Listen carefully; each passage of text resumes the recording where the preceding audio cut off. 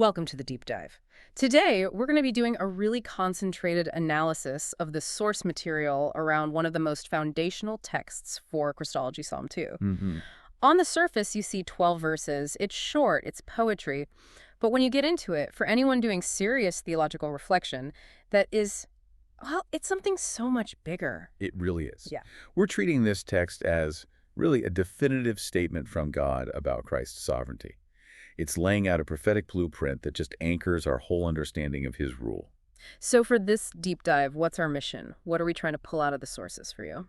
Well, our goal is to really isolate and show why this psalm, even though it's so brief, is seen across centuries of Christian tradition and even pre-Christian tradition as the description of the Messiah's Christocracy. His divine government. Exactly. We're going to try to unlock that prophetic structure by setting up this really dramatic contrast you see in the text. You have this chaotic, almost irrational human rebellion on one side. Right. And then on the other, the serene, completely unshakable certainty of God's sovereign decree. We want to show why this text is just. It's absolutely vital to a reformed understanding of Christ as King. And we can actually just state the conclusion right at the top. The sources are so clear on this, there's no need to build up to it. No, not at all. The core finding that comes through again and again is this. The direct messianic interpretation is the only coherent way to understand this psalm. It's the only framework that can handle the claims being made. Yeah, any other reading just falls apart. Because the scope of the king's authority described here, his decreed sonship, his worldwide dominion, his absolute power to judge, it's just far too vast for any earthly monarch. You can't fit it onto David. You can't fit it onto Solomon. No. Or any later king of Judah. It just doesn't work. This psalm is demanding a divine person. It's demanding Christ. So let's start at the beginning, with that first strophe, the futility of earthly rebellion. Verses 1 to 3. Right. And it opens with this immediate trauma, this rhetorical question that's just full of, well, astonishment, but also a kind of mocking tone from the psalmist. Yeah, almost a derision. Why do the nations rage and the people plot a vain thing? It just plunges you right in. There's no gentle introduction. You're immediately in a political world that is defined by its hostility toward God. And that opening question, it really sets the whole trajectory for the psalm. It gives us a picture of the world in active rebellion against God and against the very structure of his government. Let's talk about those verbs, because the sources spend a lot of time on them. Rage. What does that actually mean here? It's critical. When the psalmist asks why the nations rage, the Hebrew verb used there, rogagash, doesn't mean, a battle has already started or that an insurrection is complete. Okay, so it's not the war itself. No. It's the agitated preliminary state. It's the mood before the march. So it's the noise. It's the noise. It's the sound and the movement of agitated anticipation. You can almost picture these vast crowds surging, filled with what the sources call gloomy and confused resentments, murmurs, and alarms. That's a great phrase. Isn't it? It captures that feeling of dissatisfaction boiling over right before it becomes an organized result. It's loud, it's irrational, it's disorganized, but it has this powerful collective motion to it. So as they're raging, they're also plotting a vain thing. So that emotional energy is being channeled into some kind of intellectual effort. Well, an anti-intellectual effort maybe, but yes, the verb for plotting or imagining, it carries a specific weight. In the older English the sources use, it means to scheme, devise, plot. And specifically, it suggests meditating on evil, planning these rebellious undertakings. It's the same verb you see used elsewhere to describe the deceitful plans of a wicked heart. It's a calculated effort aimed at destruction. But the psalmist judges the outcome before it even begins. He calls it a vain thing, a foolish device. Why is it foolish right from the start? Because the effort is logically doomed.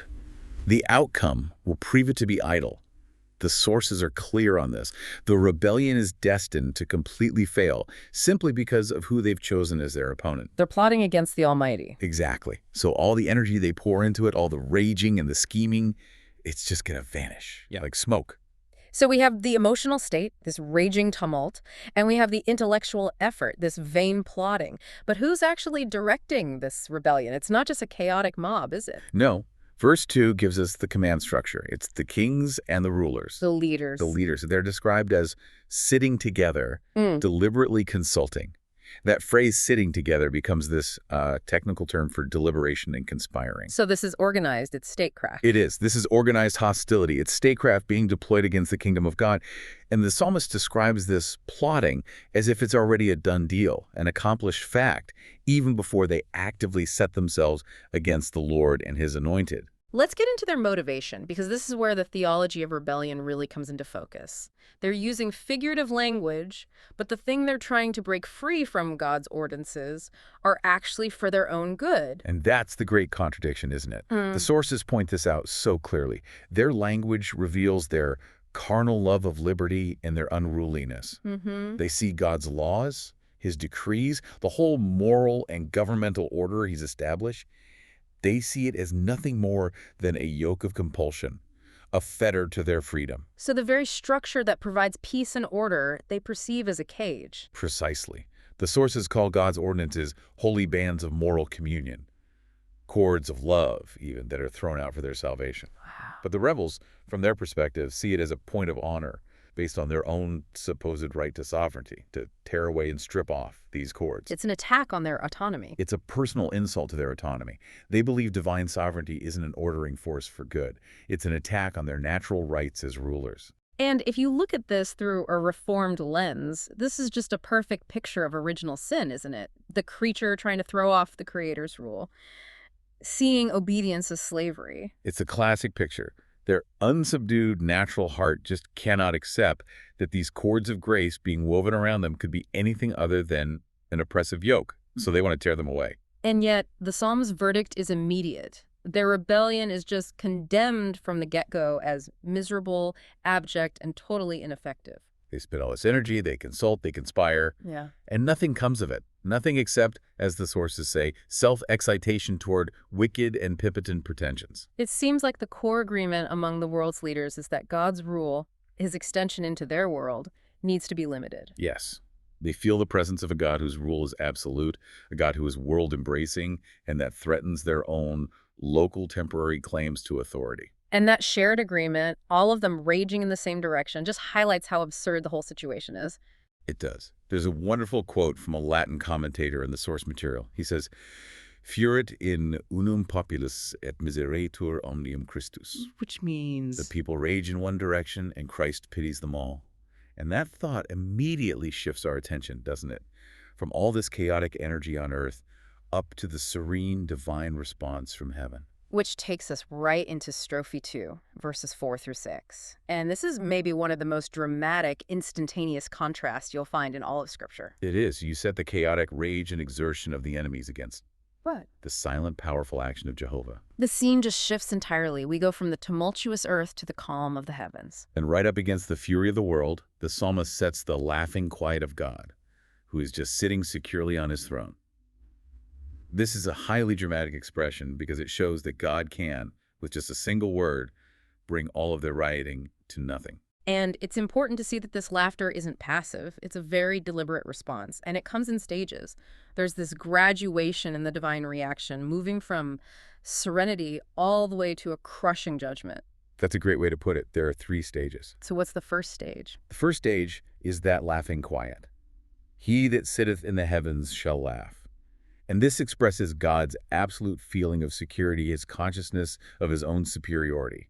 He's looking down on their frantic, pathetic undertakings with indignation, knowing that the fear they should be feeling is completely misplaced on their part. The laughter is one of utter contempt for their impotence. They're acting like they're equals in a power struggle, but God's silent amusement already tells you how it's going to end. So what's the second stage? The second stage is agitated scorn. The Lord shall have them in derision. This derision is an emotional reaction that rejects their presumption. It's deserved contempt that publicly reveals just how weak and foolish they are. So it moves from silent amusement to audible, pointed mockery. It does. The silent laughter turns into vocal derision. And from there, it intensifies even further. Into the third stage. Which is wrath and terror. The scorn then intensifies into active wrath, which breaks out in word and act. And this is where the divine declaration becomes, physically manifest. Jehovah speaks real words. Real words. And the sources describe these words in such a vivid way. They say they whiz and roll along like thunder and lightning. So that's the mechanism of his judgment. The rebels wanted to break the bands of moral communion, and in response, God's speech is something that physically breaks them. Exactly right. This terrifying speech causes what the Hebrew calls Baal terror, a terror that confuses the rebels, drives them into a mad flight, and ultimately to their destruction. The ungodly can storm and rage, but the sources have this beautiful image for it. Their efforts are like stormy, swollen waves that rush along as if they're going to destroy the shore. But they never do. They never do. Before they even reach the shore, they quiet down, they vanish into themselves, or they just break up into a little bit of foam. God's speech is the barrier. Their rebellion is the foam. So once their vain plot has been dismissed with divine scorn, Jehovah then states his definitive, positive action. He contrasts their chaos with the establishment of his king. Yes, this is the great counterpoint. He declares so emphatically, "Yet have I set my king." And that pronoun I is heavily stressed in the Hebrew. So it's God's action versus their action. It's his sovereign decision standing in sharp, unyielding contrast to the king's vain earthly pretensions. This isn't a human coronation ceremony. This is a divine appointment. And this appointment is anchored to a physical place, a place that becomes the spiritual seat of global government, Zion. Yes, the location of the throne is explicitly Zion, the holy mountain. And this is a really important distinction the sources make. Zion isn't designated here as the place of the king's anointing. That was typically done somewhere else. No, Zion is the seat of government for the anointed, for the Messiah. So why is Zion so central to this decree? Because Zion, which includes Mount Moriah, the site of the temple, the seat of the historical theocracy, is the place of the divine presence. Right. So by setting the messianic throne there, the psalm elevates this king's rule above all earthly heights. It's signaling that this government is inseparable from God's immediate presence and holiness. This establishment on Zion is Jehovah's decisive, absolute answer to all the world's plotting. So it declares that the kingdom being set up is absolute, universal, and righteous, a true Christocracy. It's the moment where the local and temporal aspects of the Davidic covenant are just. Yeah. They're swallowed up. They're superseded by the universal and eternal sovereignty of the Messiah. God has made these eternal preparations in history against the world's destruction, and those preparations are all contained in the messianic institutions of salvation. And that takes us to the theological heart of the psalm, strophe 3. Verses 7 to 9. The narrative voice makes another dramatic shift here. We've heard from the psalmist, we've heard from Jehovah, and now we hear from the anointed of Jehovah himself. The Messianic King. He appears dramatically as a personal being, and he's here to address the decree. And this is the moment that confirms his identity. The sources are so insistent that this is not David speaking. It's not some personification of the kingdom. No, it is the personal being promised by God, the Messiah, who steps forward to proclaim and explain the decree of Jehovah. And he appeals to a specific historical mandate, an ordinance, a cock, to justify his status. This isn't something new. It's a pre-existing definite declaration. That's right. He appeals to a cock, which the sources define as an express, inviolable, and peculiar declaration of Jehovah of a historical kind. So it's a legal or governmental arrangement. Yes. And to understand the king's authority, we have to find the historical root of this specific declaration. And the sources are very restrictive about where we can look. They are. They say it is found alone in Nathan's promise to David about his successor. You see it in 2 Samuel 7.12.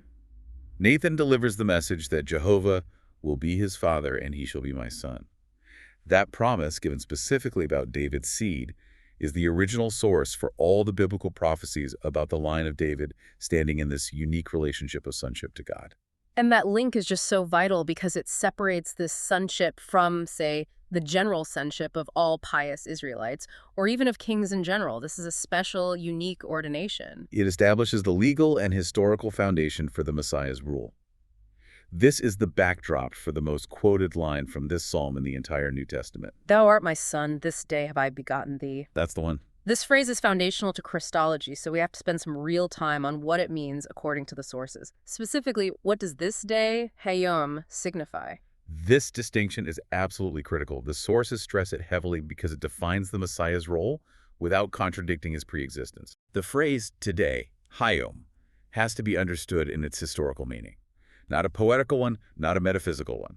So this is not a reference to the eternal generation of the Son from the Father within the Godhead, as we see defined later in Nicene Christology. Correct.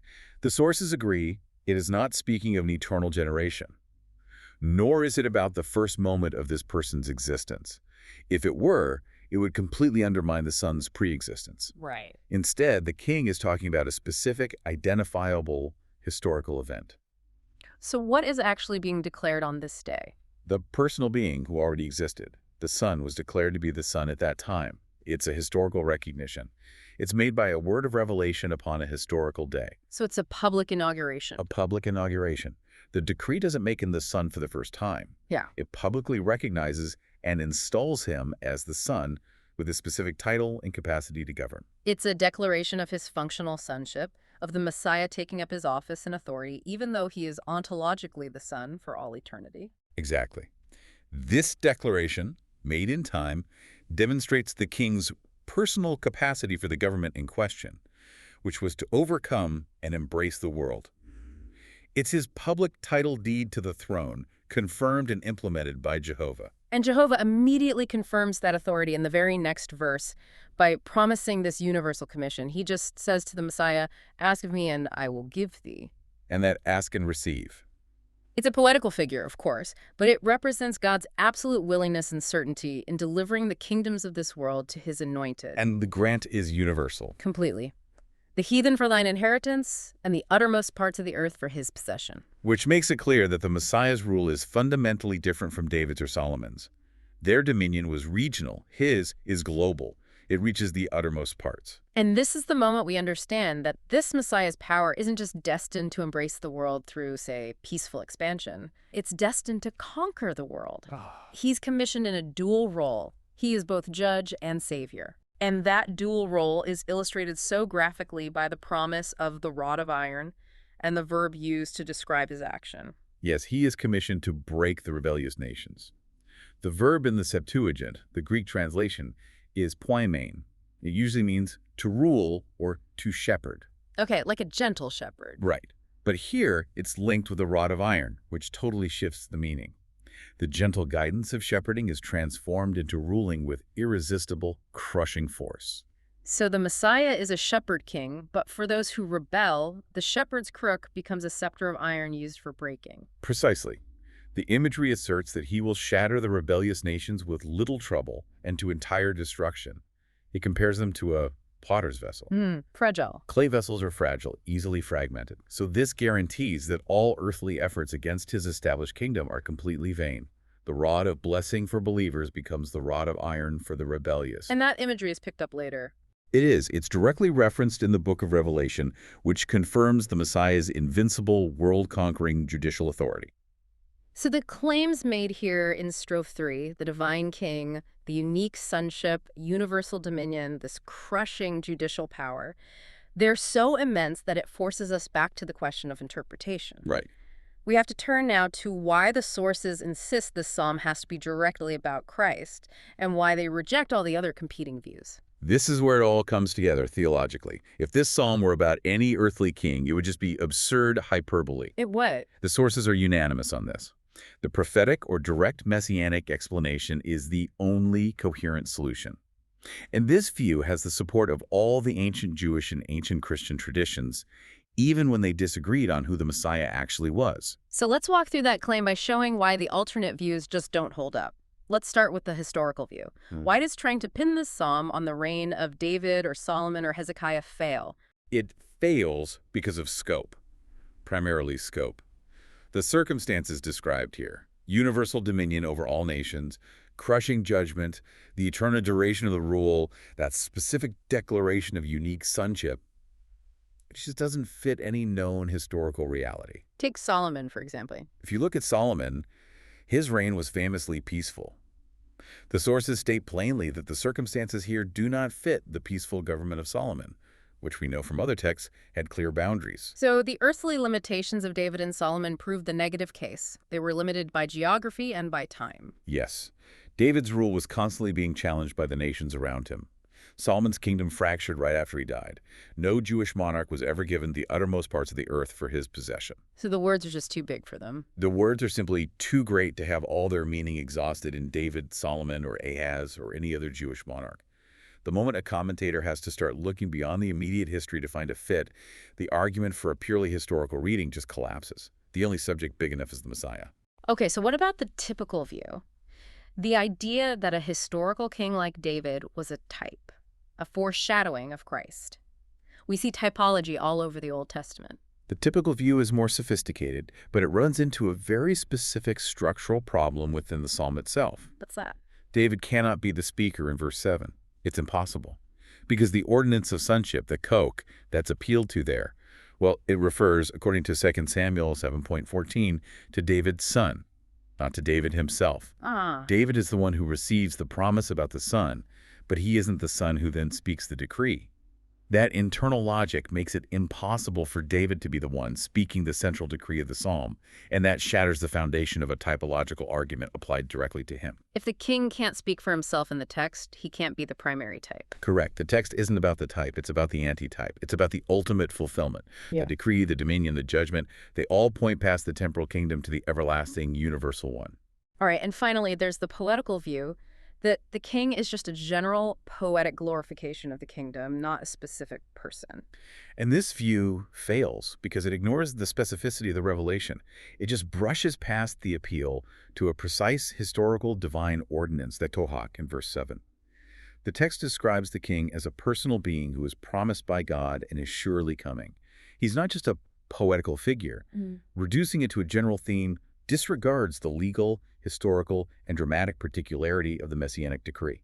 So the Messianic interpretation isn't just one option among several. It's the only one that is exegetically viable. And that brings us to the New Testament's confirmation of this. How did the earliest followers of Christ use this text to build their arguments about Jesus?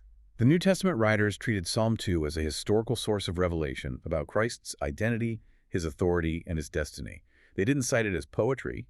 They cited it as authoritative, legal, prophetic bedrock that was fulfilled in the person of Jesus Christ. And one of the most powerful examples is Paul's argument about the resurrection. Oh yes, the resurrection proof.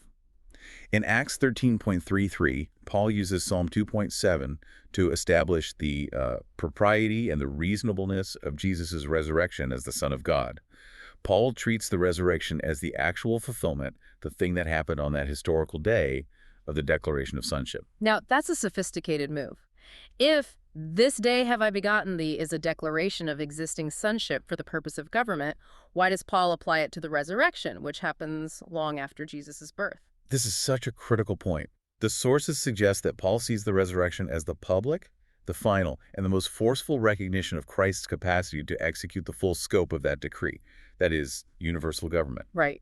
The resurrection demonstrated that the Son, who already existed, was indeed the one designated by that ordinance to overcome and embrace the world. It was the ultimate inauguration day for his Christocracy. The psalm also establishes his divine rank, which the New Testament writers use to argue for his superiority over all other beings. Absolutely. In Hebrews 1.5, Psalm 2.7 is quoted directly to prove the solemn recognition of Christ's sonship and authority. And this citation forms the entire basis of the argument for the super-angelic nature and rank of Jesus. No angel was ever addressed this way. Never. No angel was ever addressed with this specific language of unique, decreed sonship. And it goes further. The title of firstborn, which had previously been given to Israel, is transferred to the Messiah, typified by David in Psalm 89, and then applied directly to Jesus. This links his eternal birth from God before creation to his relationship with the church through his resurrection. And the New Testament writers, they don't shy away from the violent judicial aspects of the decree. They don't ignore the rod of iron. Not at all. The judicial reign is confirmed repeatedly in Revelation, especially in chapters 12 and 19. The Apostle John directly references the Messiah's judicial activity, ruling the nations with the rod of iron. This confirms his invincible, world-conquering authority. The sources even note that Revelation 12.5 views the Messiah's entrance upon his world sovereignty when he is snatched away to God and his throne as a kind of birth from the church. So it connects that final judicial triumph all the way back to the historical declaration of sonship right here in Psalm 2. So taken together, the New Testament authors used Psalm 2 as a kind of comprehensive legal brief. It defines his nature, it proves his resurrection, and it establishes his final authoritative reign as judges. It's the bedrock. Yeah. Every aspect of his mediatorial rule is traced back to this prophetic blueprint. It confirms that the scope of authority described isn't metaphorical hyperbole. It's literal truth about the ultimate king. Which brings us to the end. Strophe 4. We've seen the futility of rebellion, the certainty of God's decree, the universal nature of the Son's authority, and it all culminates in a direct, urgent call for allegiance. This final strophe is the application. It's the so what. And the warning is directed emphatically at the powerful and those in high positions, the very same kings and judges we met back in strophe 1. They're the ones in special danger of overrating their own temporary authority. So they're urged to be wise and to receive instruction. And the central command is that famous line, "Kiss the Son." It's such a concise summary of the required allegiance. It's an exhortation to those previously rebellious princes and leaders. It's a demand that they submit and pay homage to the Messianic king. The language itself is so significant. The phrase uses the Aramaic word for son, bar, instead of the more common Hebrew ben. Why the sudden switch to Aramaic for the word son right at the end? The sources confirm that using bar here suits entirely the Messianic interpretation. It acts as a kind of transitional form, almost like a proper noun. The Son. Using Aramaic also emphasizes the universality of the king's claim. It extends beyond the Hebrew world to the Gentile world, where related Semitic languages were spoken. And what does the act of kissing represent in that ancient context? It's the required public sign of reverence and submission. It was typically done on the hand, or the clothing, or even the feet of a superior. It signifies both political allegiance, acknowledging the king's sovereignty, and religious submission converting to Jehovah. And the warning is immediate. The warning is immediate. They must convert and submit before the crushing judgment from strophe 3 is fulfilled. The sources also talk about how some have tried to interpret "kiss the Son" differently, right? Seeing bar as meaning pure or something else. That's right. Some historical translations rendered it as adore purely or lay hold of purity. But the sources state that this kind of interpretive evasion only happens when you reject the direct messianic character of the psalm. The context demands a person. The context, a warning to rebellious kings, demands homage to the person of the king, not to an abstract concept. And this submission isn't meant to be just a grudging political act. It requires a specific spiritual state of being. Serve the Lord with fear and rejoice with trembling. This creates that necessary theological balance. The sources call it a sacred compound. Kings and judges aren't just submitting to a bigger political power. They're entering into a relationship defined by both awe and delight. Let's break that compound down. Why is trembling necessary if you're also rejoicing? The sources note that the trembling is necessary so that rejoicing doesn't turn into security and pride. You have to remember that our God is a consuming fire. This requires what's called the indelible trembling of the creature before the Almighty and Holy God. If your joy pushes out awe, it just becomes presumption. And on the other side, why must fear be balanced by joy?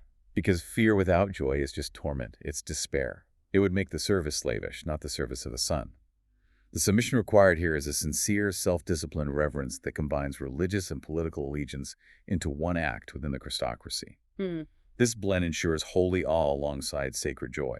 It reflects that new covenant instruction to work out your salvation with fear and trembling on one side and sacred joy and assurance on the other. And the psalm ends by emphasizing the two possible outcomes of this choice of allegiance. The final warning and the declaration of blessedness are a sharp contrast. The warning is simple but stark. If God's wrath is kindled but little, just a little bit, those who refused allegiance will perish. The rebellion will be annihilated. The speed and ease of the destruction is emphasized by how little effort it requires from God. And yet the blessing is just as certain. Just as certain. Conversely, those who take refuge with God and His Anointed are declared blessed. Ashrei. They find deliverance and security. The Messianic kingdom holds both the means of grace for those who willingly submit and overwhelming judicial destruction for the rebellious. So blessedness is only found in taking refuge in the Christ, not in trying to establish your own kingdom. The implication for any listener, especially a Reformed listener, is clear. The only appropriate response to the absolute sovereignty of Christ, which is established by divine decree, is immediate and joyful submission. It confirms the doctrine of Christ's mediatorial reign. The rule is already established. The rule is established, the decree has been spoken, and the only choice left for humanity is allegiance or annihilation. Christ's sovereignty is an easy yoke to believers, providing those holy bands of moral communion, but it is the rod of iron to the rebellious. So to close this out, we've really seen the dramatic precision of how Psalm 2 unfolds. We have, from that chaotic, irrational human plotting in strophe 1, which is immediately dismissed by the serene and powerful divine establishment in strophe 2. Which then gave way to the detailed declaration of the king's unique sonship and his commission for universal conquest in strophe 3. Culminating in that urgent demand for immediate allegiance and refuge in strophe 4. The key takeaway here isn't just about prophecy. It's about a present reality. The messianic institution of salvation, this Christocracy, is God's historical preparation and his ultimate solution against the world's tendency towards self-destruction.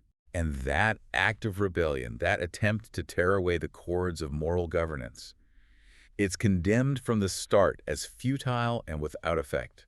The sovereignty of Christ is guaranteed by divine ordinance. It's absolute. And recognizing that is the only path to deliverance. This psalm really is a declaration of divine authority. It's a definitive blueprint for the structure of Christ's kingdom. And it compels every single person, but especially those who hold any kind of earthly authority, to recognize their absolute accountability to the heavenly King and Judge. The true scope of this decree, it really demands personal reflection and submission far beyond the kind of technical analysis we've done here today. And we can close with a Latin phrase that's often associated with commentary on this text. It urges that kind of personal contemplation over any external discussion. Epiphonema dignius ut mediteris, quam ut a me tractatur. A commentary more worthy that you should meditate upon it than that it should be handled by me. Thank you for joining us for this deep dive into the decree of the Messianic King.